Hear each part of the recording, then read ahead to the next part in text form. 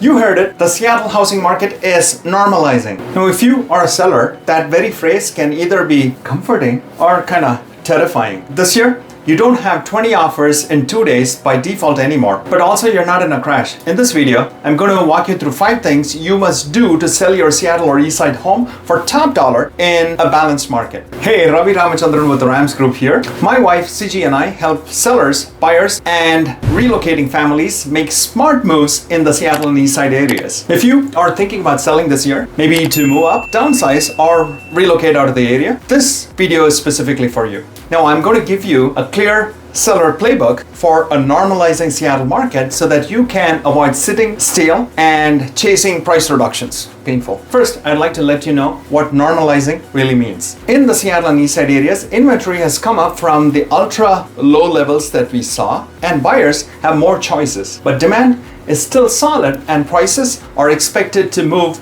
modestly, not kind of collapse, okay? Now, I'd ask you to think of it this way. Buyers have more leverage than they did at the peak, but well-priced, well-presented homes still move quickly. And this is often very close to the list price, something for you to keep in mind. Second, price for today's market, not the yesterday's peak. Now, specifically this year, you cannot price your home like it's 2021 or right after and expect buyers to chase you up. Now, most forecasts for the Seattle and Eastside areas show flat to modest price growth, which means overpricing just pushes you into, why is that home not selling territory while your neighbors end up selling? Now, the best performing listings in a balanced market are priced realistically right from day one, and sometimes even a touch under the obvious number to create a healthy interest, FOMO in the buyer's minds, right? Fear of missing out. Then let's look at number 3, which is presentation, which is a non-negotiable. In a normalizing market, buyers can be pickier than normal, and they usually are. And that means pre-listing repairs, touch-up paint, clean landscaping, and smart staging without blowing your budget are not optional anymore if you want top dollar. The professional photos, videos, and online marketing matter totally because buyers are often scrolling through dozens of options before deciding which of the homes they want to visit in person. So this helps your home make the curve. Next, this is becoming more of a commonplace. Expect negotiation and use it strategically to your advantage. This year,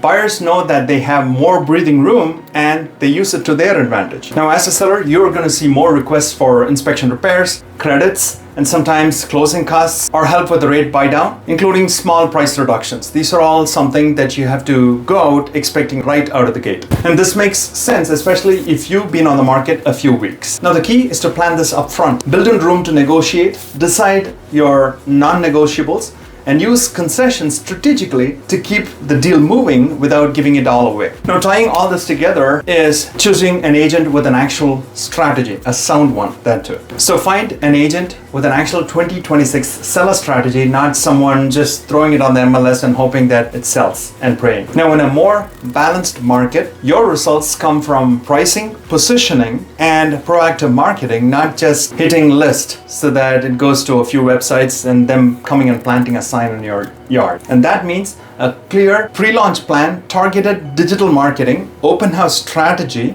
and consistent communication on the traffic and feedback so that you know where and when to adjust. Now, the days of listed Friday and pray are all gone. And this is where strategy and execution really show. All to your advantage, right? So let's do a quick recap so that all this sticks. I want you to remember these 5 big things. Number 1 is normalizing in Seattle and the East Side means more balance, modest price growth, more inventory on the market, and buyers with slightly more leverage, but it's not a crash. Second, you must price for today's market, not yesterday's peak, or you'll sit on the market and end up chasing buyers as well as the price down. Next is presentation today is non-negotiable. Repairs, curb appeal, staging, and pro media separate just listed from just sold. Then expect negotiation, credits, repairs, and terms, and use it strategically instead of emotionally, and make sure that you win ultimately. Then tying all this together, we saw that you need an agent with a real